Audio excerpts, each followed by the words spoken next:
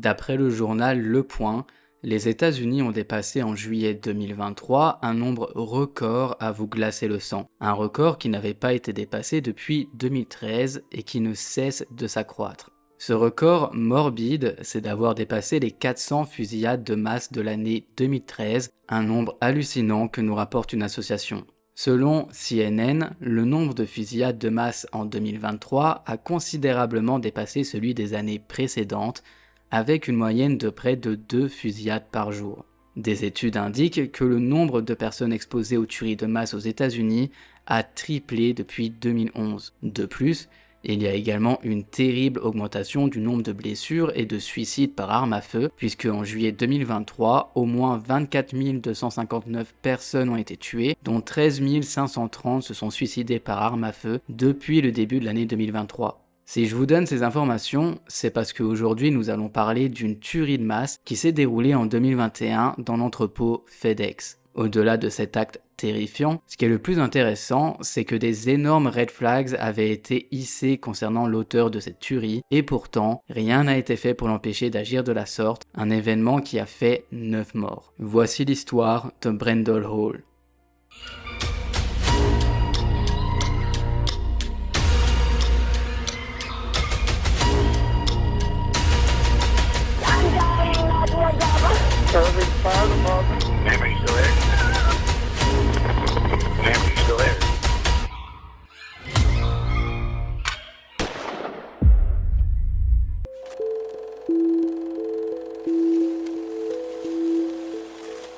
Dans cette affaire, nous allons parler d'un jeune homme qui s'appelle Brendon Hall et qui est né le 20 août 2001 au sein d'une famille dysfonctionnelle, provoquant des débuts de vie très tumultueux.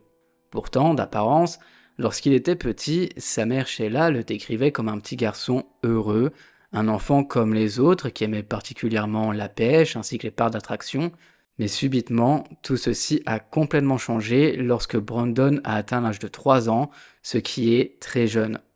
Ce n'est absolument pas la faute du petit, et non, ses parents n'ont pas été maltraitants avec lui, il n'a pas été abusé psychologiquement ou même physiquement, contrairement à une grande partie des meurtriers dont on vous raconte l'histoire, mais il a tout de même eu 2 grands événements dans sa vie qui ont probablement changé à jamais l'enfant, dont le premier est le suivant. Depuis bien avant sa naissance et jusqu'à cet événement tragique, les parents de Brendon entraient régulièrement dans de violentes altercations, durant lesquelles son père faisait systématiquement du chantage au suicide lorsque sa mère essayait de partir.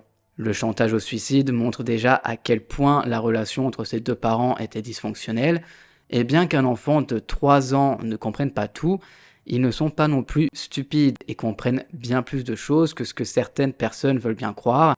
Ils voient et ressentent quand quelque chose n'est pas bien, notamment les disputes entre ses parents. Malheureusement, un jour, après une énième dispute, son père n'a pas simplement menacé sa femme de se suicider si elle partait, il l'a fait.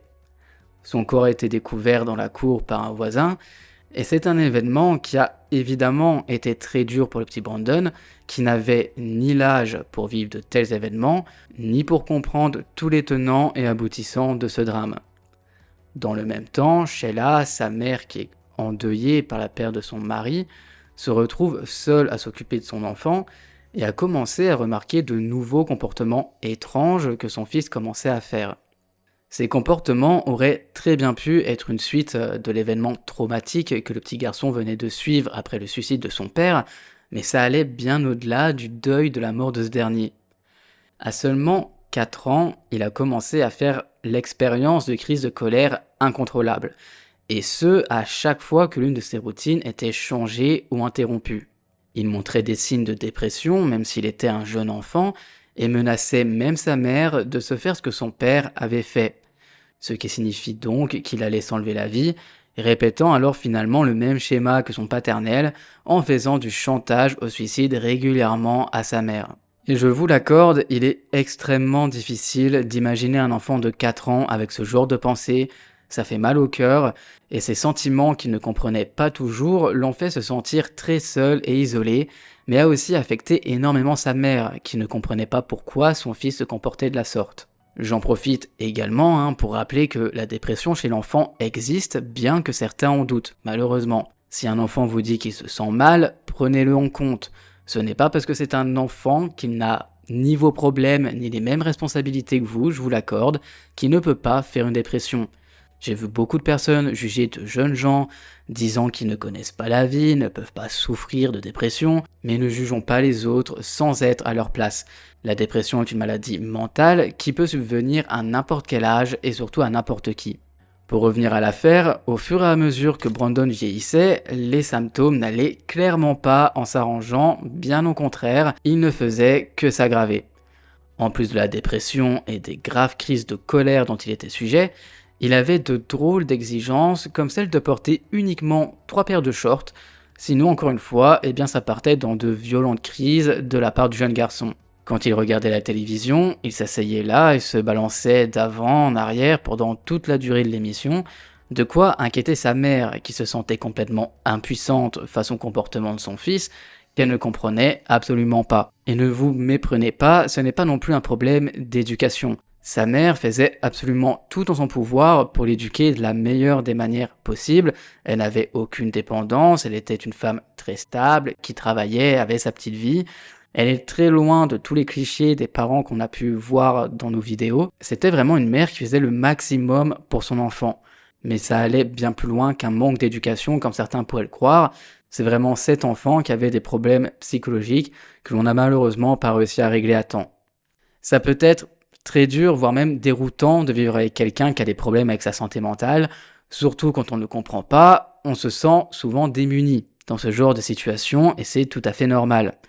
Sa mère a alors décidé de l'amener voir un professionnel. Alors ce n'est pas mentionné si c'est un pédopsychiatre ou un psychologue. Cependant, on sait que le garçon a reçu un diagnostic de troubles obsessionnels compulsifs, de troubles du comportement perturbateur et de troubles d'anxiété généralisée. L'enfant, alors âgé de seulement 10 ans, se voit donc prescrire des médicaments pour tenter de l'apaiser et de lui rendre la vie plus simple que ce qu'elle n'est à ce moment-là, et aussi à sa mère. Pour ce traitement, Brandon s'est alors vu prescrire 5 mg de Lexapro. Je précise encore une fois que ce n'est pas non plus rare de prescrire des antidépresseurs ou des anxiolytiques à de jeunes enfants. D'ailleurs, j'ai moi-même commencé la première fois à prendre des anxiolytiques à l'âge de 11 ans. Je sais que ça peut faire peur à certains des parents, et même moi, à mon âge actuel, avec le recul de la situation, je sais pas si en tant que parent, je serais vraiment ok de voir mon enfant commencer ce type de traitement si jeune. Mais parfois, je sais que c'est nécessaire, donc je ne veux pas non plus que l'on juge sa mère. Elle a fait de son mieux pour aider son fils. Et quand on a des problèmes avec sa santé mentale et que rien ne semble s'arranger, un traitement peut vraiment aider des patients à se stabiliser.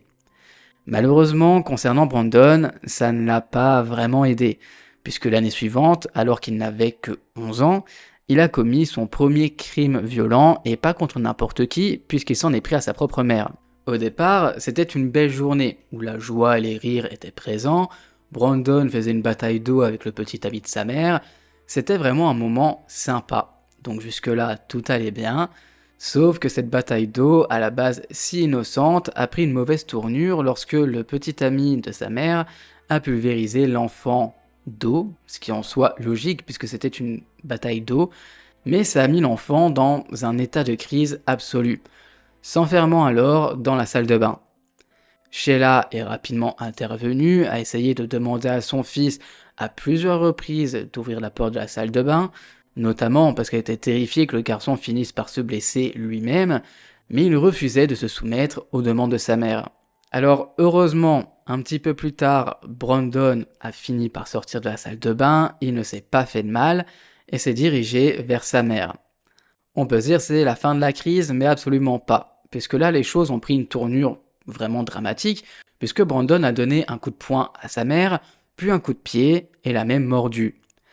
C'était une scène si violente que Sheila a dû appeler à l'aide, a appelé le 911, tellement la crise était dangereuse pour tout le monde, mais bien qu'il savait que la police allait arriver, ça n'a clairement pas empêché ce dernier d'attaquer la pauvre femme après avoir attrapé 2 couteaux dans la cuisine.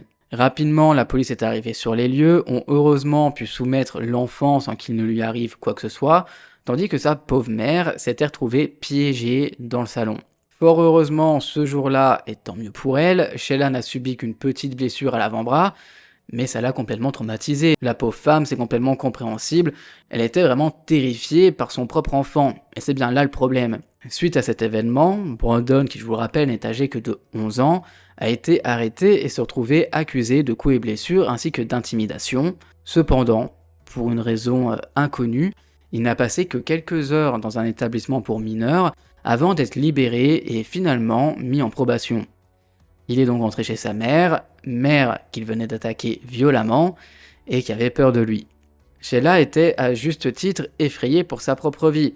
Son enfant venait quand même de la menacer avec 2 couteaux dans les mains, elle avait peur qu'il s'en prenne de nouveau à elle, mais finalement elle n'avait pas le choix, ça reste son enfant et il n'avait nulle part ailleurs où aller. Je vous rappelle que son père s'était suicidé et elle va pas non plus envoyer son enfant à n'importe qui. Sheila a fait ce qu'elle a pu et a donc continué d'amener son enfant faire une thérapie dans l'espoir qu'il puisse aller mieux, que son comportement s'améliore et que ses violences cessent pour le bien-être de tout le monde, mais rien n'a changé. Le garçon en colère se battait d'ailleurs constamment à l'école, il était toujours aussi violent, et c'est vraiment un comportement incompréhensible pour tout le monde, autant pour les professionnels de santé que sa famille, les professeurs, bref, cet enfant était vraiment ingérable. En 2014, Sheila a carrément décidé de retirer Brandon du système scolaire public et de commencer à lui faire l'école à la maison, notamment par peur qu'un jour un drame ne puisse venir, qu'il s'en prenne à un autre enfant ou que lui-même se fasse du mal. Et donc, elle a préféré le garder chez elle, ce qui n'est d'ailleurs pas forcément pour son bien. Enfin, je trouve que c'est une décision qui se discute un petit peu. Quoi qu'il en soit, un travailleur social faisait des visites à domicile chaque semaine pour surveiller la situation, et il semblait qu'au sein de cette famille, tout le monde essayait simplement de gérer jour après jour Brandon, de faire en sorte que la bombe à retardement qu'il était, finalement n'explose pas. Malheureusement, le garçon âgé de 13 ans à cette époque a depuis bien longtemps abandonné l'envie d'aller un jour à l'université, ne terminera d'ailleurs jamais ses études au-delà d'un niveau de 6e, ce qui est quand même très faible comme niveau, et le jeune adolescent qui n'allait donc pas à l'école et qui ne souhaitait pas non plus apprendre à la maison, s'est retrouvé avec beaucoup de temps libre à portée de main, un temps que malheureusement il n'utilisait pas à bon escient. Avec sa santé mentale en pleine détérioration, le fait qu'il n'était pas scolarisé, Brandon n'avait pas d'amis, il était trop jeune pour sortir dans des lieux de rencontre ou encore pour se trouver un emploi, et il était donc complètement isolé du monde extérieur. Coincé chez lui sans rien à faire, rien qui l'intéressait, il a commencé à explorer Internet, et Internet ne recueille pas que de jolies choses. Il y a vraiment des endroits très sombres où un enfant n'a vraiment pas sa place. Brandon est devenu complètement obsédé par les fusillades de masse, son moteur de recherche était rempli d'informations sur les armes, les fusillades, les tueurs ainsi que la violence, alors que je vous rappelle qu'il n'était qu'un enfant. En 2015, à l'âge de 14 ans, sa santé mentale a de nouveau été évaluée, cette fois-ci par la Riley Children Foundation, qui est un centre psychiatrique pour enfants en difficulté. Lors de cette évaluation, Brandon a été très honnête et franc au sujet de sa nouvelle obsession pour les fusillades de masse. Cependant, il disait également aux professionnels qui s'occupaient de lui qu'il se sentait mal pour les victimes ainsi que leurs familles et qu'il ne s'imaginait tout simplement pas se voir faire quelque chose comme ça un jour. Donc avec ces dires, les rapports médicaux rapportent qu'il fait preuve d'empathie envers les victimes, et donc qu'il n'est pas un danger pour la société. Mais avec du recul, une fois que l'on sait ce que l'on sait maintenant, et que vous saurez un petit peu plus tard dans l'affaire, on ne peut pas être certain qu'il ressentait vraiment ce qu'il disait ressentir à ce moment-là, ou s'il savait ce qu'il fallait dire au psychiatre pour que ceux-ci le laissent tranquille. Et c'est une question que finalement beaucoup de personnes se posent, puisque à l'âge de 15 ans, surtout quand tu as toujours été bercé par des psychologues et des psychiatres, tu sais que tu peux modifier la vérité dans le but que on te laisse un petit peu en paix. Et potentiellement, c'est ce que Brandon a fait en disant qu'il avait ressenti de l'empathie, on ne le saura jamais. Quoi qu'il en soit, au cours des années suivantes, Brandon a abandonné tous ses traitements qu'il avait depuis l'âge de 11 ans. Il est devenu peu à peu encore plus isolé du reste du monde qu'il ne l'était déjà, et a passé la plupart de son temps sur son ordinateur à faire tout un tas de recherches aussi morbides les unes que les autres. Sa mère a évidemment fait de son mieux pour gérer son fils, elle l'aimait de tout son cœur, mais en même temps, elle savait qu'il était capable de se faire du mal, et également de blesser les autres. Elle se sentait un petit peu coincée et ne savait pas vraiment comment interagir avec lui, et rapidement les choses se sont intensifiées. Le 2 mars 2020, alors que Brandon était âgé de 18 ans, il a décidé qu'il voulait s'acheter une arme à feu, ce qui est totalement légal aux États-Unis. Sa mère l'a alors amené dans une armurerie pour regarder les armes et en choisir une, et à cet instant, vous vous demandez sûrement, mais pourquoi sa mère l'amène acheter une arme à feu, mais ça va pas la tête, alors qu'elle sait très bien que ça peut être dangereux? Eh bien, tout simplement parce que pour elle, parce qu'il avait 18 ans et qu'il était légalement autorisé à acheter une arme à feu par lui-même, plutôt que d'aller à son encontre, l'énerver et le laisser acheter seul une arme à feu, potentiellement dans un état en plus de colère, puisque de toute façon il allait aller acheter cette arme, eh bien elle a simplement préféré être avec lui sur place, lui permettant de regarder elle ce que lui était en train d'acheter. Sheila n'est pas non plus complètement stupide, elle sait très bien ce qu'elle fait et pourquoi elle le fait, elle savait très bien qu'il était extrêmement déprimé, et son inquiétude première était que le jeune homme pouvait se suicider. Et par chance, elle était vraiment contente puisque le magasin où il se trouvait n'avait plus de munitions. Toutefois, Brandon a tout de même pu acheter une arme à feu ce jour-là.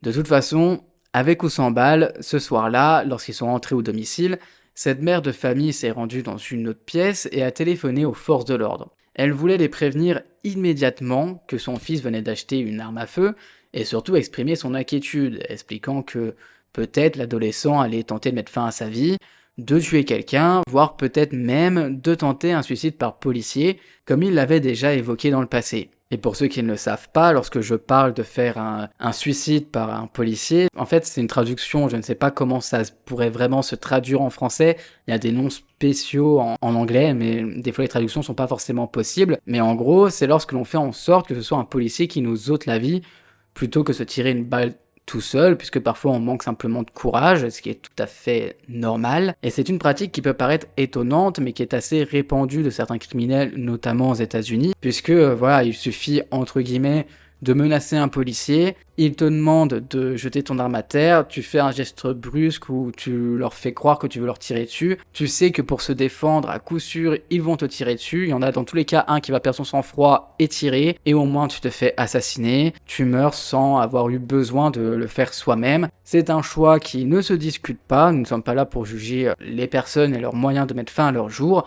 mais au moins vous êtes au courant pour ceux qui ne le savaient pas. Quoi qu'il en soit, et fort heureusement, les policiers ont pris ces préoccupations au sérieux et ont été très réactifs, puisque dès le lendemain matin, le 3 mars, une patrouille s'est présentée à leur porte d'entrée. Sur place, ils ont menotté Brandon pendant qu'il confisquait l'arme qu'il avait achetée la veille, et pendant qu'ils étaient là, l'adolescent n'a cessé de regarder son ordinateur, et ce, avec insistance. Il ne démordait pas de son ordinateur, comme s'il ne voulait pas que les policiers le regardent.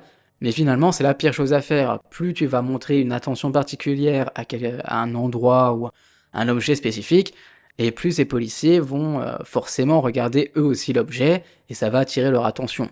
Et donc, n'étant pas dupes, les officiers ont saisi l'ordinateur pour parcourir son historique de recherche, et ont ensuite emmené Brandon dans un établissement de santé mentale pour faire une énième évaluation.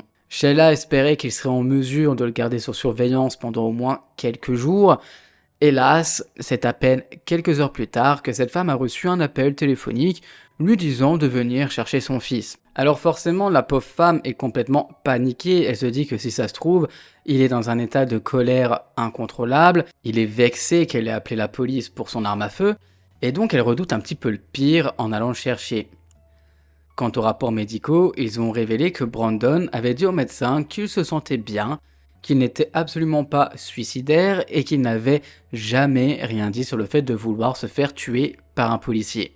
Les médecins l'ont pris au mot sans prendre en compte les déclarations de sa mère et l'ont rendu à cette dernière dans la fin de la journée.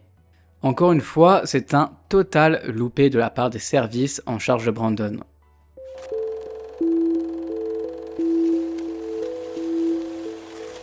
Alors, pour le petit récapitulatif, nous sommes donc sur un jeune homme qui a toujours été violent depuis sa plus tendre enfance, qui menace régulièrement de se suicider, de tuer des gens, qui est fasciné par les tueurs de masse, mais ses recherches internet ont révélé d'autres parts de la personnalité de Brandon, dont peu de gens étaient au courant, puisque sa plus grande obsession était pour My Little Pony.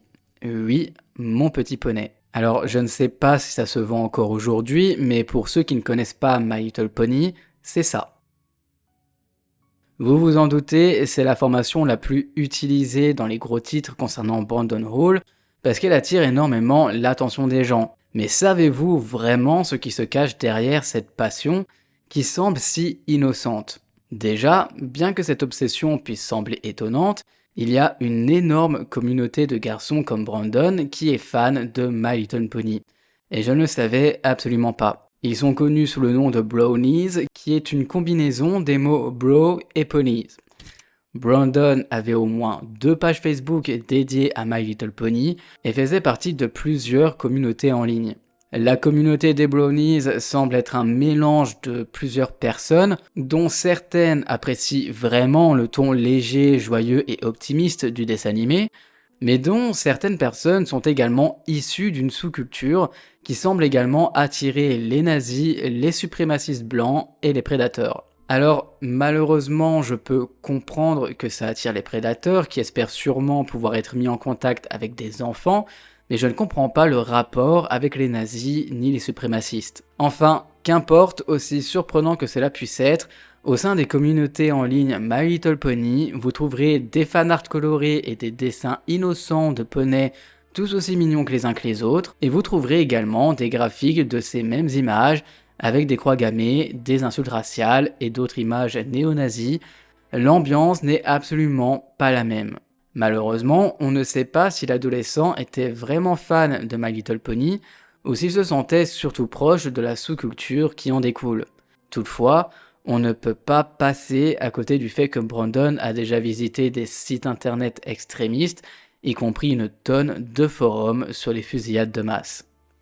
Bien que les policiers ont eu accès à cet historique lorsqu'ils l'ont arrêté pour son arme à feu, rien n'a été fait. Il a été remis en liberté en lui donnant totalement crédit sur ses déclarations au psychiatre, et il s'agit donc là, encore une fois, d'un échec énorme des mesures de protection mises en place pour empêcher les personnes souffrant d'une maladie mentale de pouvoir acheter des armes à feu. Ce qui aurait dû se passer à ce stade, c'est que les autorités auraient dû promulguer la loi sur le drapeau rouge de l'Indiana, qui sonne évidemment mieux en anglais, et qui est également connue sous le nom de la loi Jake Laird. Cette loi avait été mise en place il y a quelques années lorsqu'un officier de police a été tué par une personne atteinte de maladie mentale, dont l'arme à feu avait déjà été confisquée par les autorités avant de le lui remettre. À ce moment-là, il n'y avait pas de loi en place, ils ont donc dû rendre ces armes à cette personne qui a ensuite assassiné un policier. Après la confiscation de l'arme à feu de Brandon, selon cette loi sur les drapeaux rouges, il devait y avoir une audience de compétence au plus tard 14 jours après que l'arme lui ait été enlevée. Si un affidavit avait été déposé auprès du tribunal et qu'une audience avait eu lieu, Brandon aurait été évalué à ce niveau-là pour déterminer si l'arme à feu devait lui être retournée ou s'il était considéré comme un risque, et donc les autorités peuvent conserver l'arme à feu, suspendre le permis d'arme à feu, soit lui interdire de posséder légalement des armes. Mais pour quelque raison que ce soit, rien de tout ceci ne s'est produit. De cette manière, Brandon a pu aller acheter par la suite et de façon tout à fait légale 2 fusils qu'il va garder précieusement chez lui pour l'instant. Environ 1 an après que le jeune homme s'est vu confisquer sa première arme à feu, le FBI, accompagné d'un officier de l'État de l'Indiana, ont rendu une petite visite à Brandon chez lui pour parler de son historique internet et de ce qu'il devrait faire avec l'arme qu'il lui avait confisquée auparavant.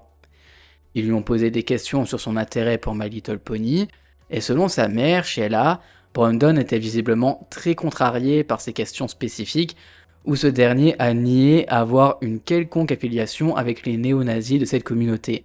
Les agents ont également demandé à Brandon ce qu'il devait faire avec son fusil de chasse confisqué, ce à quoi il leur a répondu qu'il pouvait tout à fait le détruire parce qu'il ne voulait pas récupérer l'arme à feu.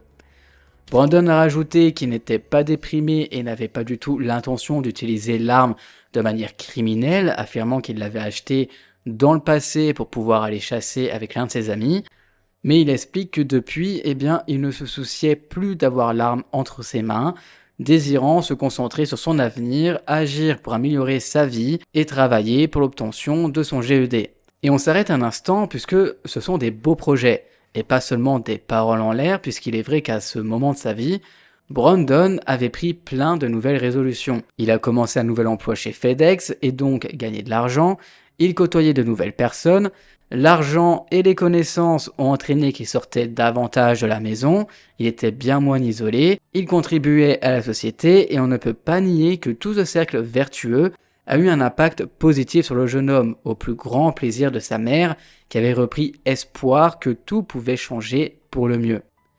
Peut-être avait-il finalement juste besoin de grandir un petit peu, de se trouver un emploi et de remettre sa vie sur les rails. Après tout, des adolescents complètement paumés qui reprennent leur vie en main quelques temps plus tard, on en connaît tous au moins un. Malheureusement, pour Brandon, les choses sont bien plus complexes. Au cours des mois suivants, le jeune homme a économisé tout son argent pour acheter 2 nouvelles armes.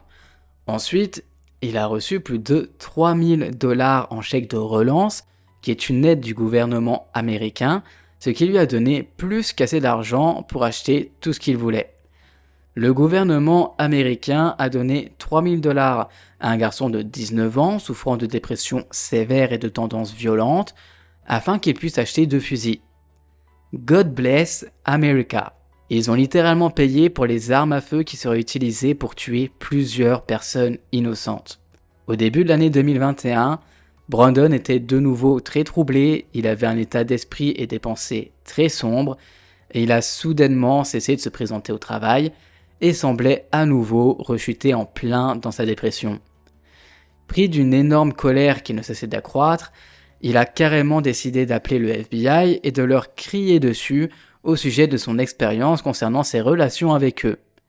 Il était en colère contre toutes les accusations qu'il a reçues de leur part, accusations selon lesquelles il était potentiellement un danger, un possible néo-nazi, et a affirmé que ces accusations avaient complètement ruiné sa chance d'être accepté un jour par l'armée.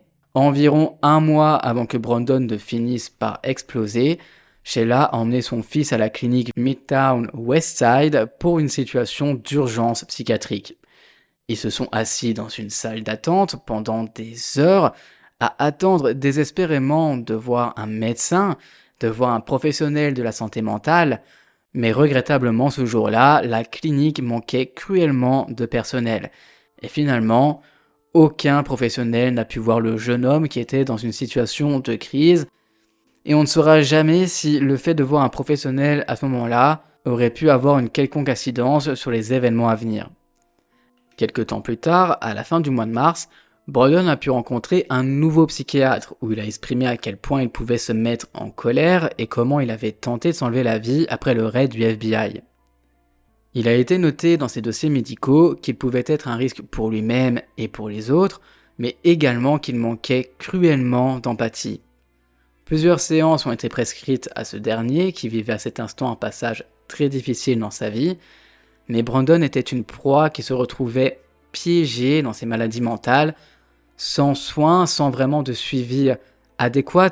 Alors certes, il avait un suivi, mais qui n'était pas adapté pour le jeune homme, et il a fini par devenir la version la plus obscure de lui-même. On arrive alors au début de soirée du 15 avril 2021, lorsque Sheila est rentrée du travail. Ce jour-là, elle décrit son fils comme étant de mauvaise humeur. Ils ont tout de même mangé ensemble et quand ils ont fini, Brandon a demandé à sa mère si elle pouvait lui couper les cheveux, ce qu'elle a fait.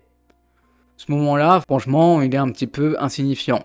Il passe ce petit moment sans qu'il soit ni triste ni joyeux, puis le jeune homme a décidé de prendre un bain chaud et ils se sont tous les deux couchés.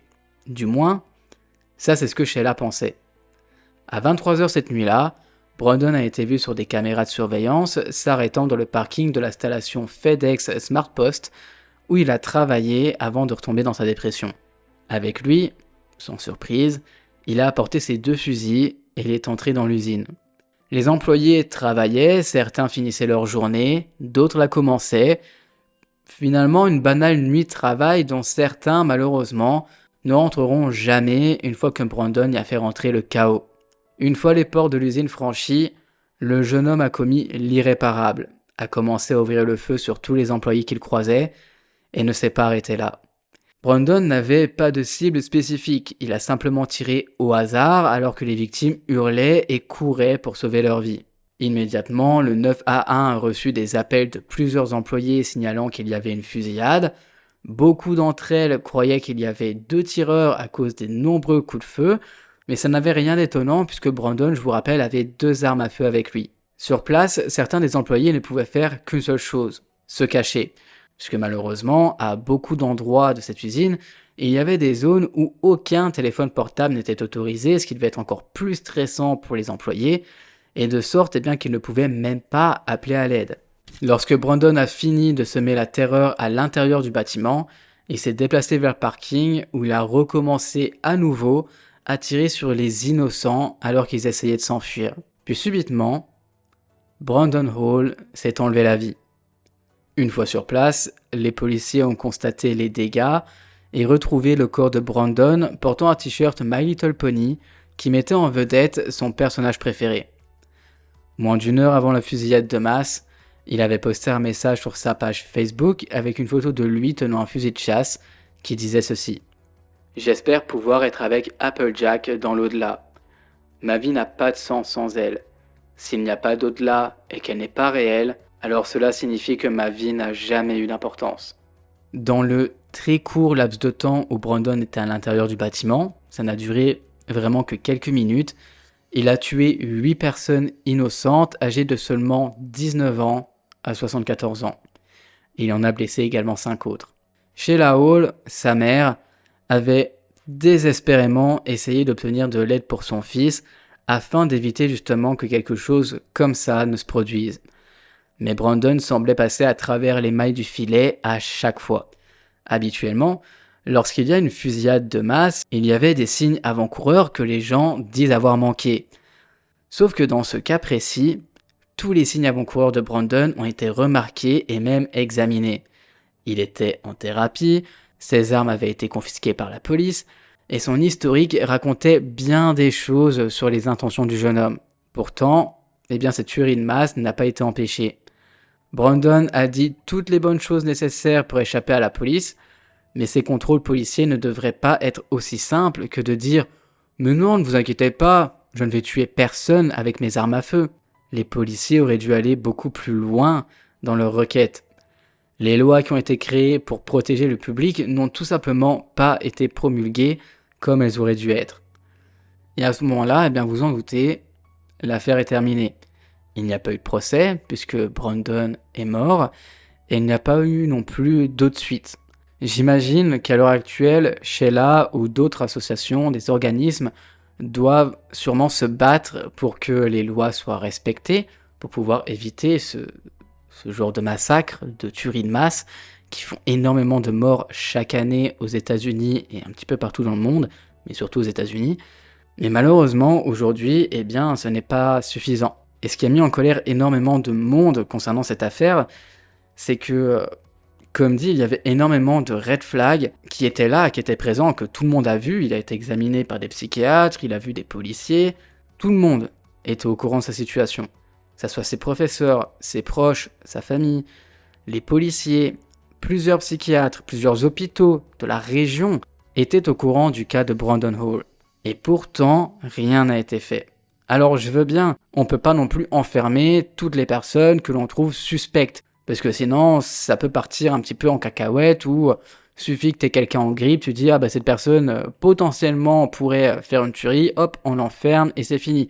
Bien sûr qu'on ne peut pas agir de la sorte, mais dans des cas comme Brandon, je pense que des choses auraient pu largement être faites. Essayer, je ne sais pas, de l'interner dans un hôpital psychiatrique en essayant de voir si par la suite il peut être apte à vivre une vie normale, entre guillemets, ou du moins une vie où il n'a pas envie de tuer tout le monde, où il n'aurait pas commis de tel acte, le prendre un peu plus en charge. Je pense que dans ce genre de cas, une séance de psy par semaine n'est clairement pas suffisant. Je pense qu'il faut être beaucoup plus présent, peut-être mettre en place des éducateurs, de nouveau des travailleurs sociaux, bref, j'en sais rien, mais quelque chose pour l'aider. Son travail, il avait énormément aidé, puisque de base, il était isolé chez lui, et là, le fait d'avoir un travail, ça amène énormément de choses. Sur place, tu rencontres des collègues, tu te fais de l'argent, tu peux donc bouger, puisque tu as de l'argent, donc tu peux faire des activités, tu peux sortir, tu peux t'acheter des choses, te lancer dans une passion, tu rencontres des gens, donc tu peux sortir avec eux, avec l'argent, tu peux faire des sorties avec eux. Bref, en fait, un travail, quand c'est un travail qui se passe bien, évidemment, c'est un cercle vertueux qui va t'apporter beaucoup de choses dans ton quotidien. Malheureusement, à partir du moment où sa dépression a refait surface et qu'il n'a pas réussi à faire face aux symptômes de celle-ci, il a perdu son travail et ça s'est enchaîné. Puisqu'il s'est de nouveau isolé, il ne sortait plus de chez lui, il n'avait plus d'amis, il ne gagnait plus d'argent, et il est de nouveau retombé dans son cercle vicieux, qui l'a amené à avoir, encore une fois, des idées extrêmement sombres, au point de prendre son fusil, aller à son ancienne entreprise, et tuer 8 personnes, plus lui-même. C'est donc vraiment une affaire tragique, et j'aimerais bien avoir votre avis sur ce que, selon vous, il serait capable de faire pour pouvoir aider des personnes comme Brandon Hall avant qu'il ne passe à l'acte. Et je dis bien aider et non arrêter, même si les deux termes seraient corrects, mais je pense que Brandon était un jeune homme en souffrance, qui a souffert toute sa vie, qui était en grippe de ses maladies mentales, et que c'est quelqu'un qu'on aurait dû aider à temps. Malheureusement, ça n'a pas été le cas, et ça a causé beaucoup plus de peine que de ce simple garçon, puisqu'il a tué 8 personnes innocentes. Donc selon vous, qu'est-ce que l'on pourrait faire et qu'est-ce que l'on pourrait mettre en place pour pouvoir aider ces personnes avant qu'ils ne commettent un acte effroyable? J'attends évidemment de voir ce que vous en pensez dans les commentaires, et je pense que je n'ai pas besoin de faire un petit clap, de rajouter une conclusion, on l'a faite. J'espère que celle-ci vous aura intéressé, qu'elle était encore inconnue, et comme d'habitude, pour nous soutenir, n'hésitez pas à mettre un petit like, un petit j'aime, à vous abonner si ce n'est toujours pas fait. Merci à tous ceux qui le font, merci à tous ceux qui nous écoutent, qui sont là, qui sont présents, même ceux qui sont dans l'ombre. Merci à vous tous, on se retrouve très prochainement pour une nouvelle vidéo. Ciao!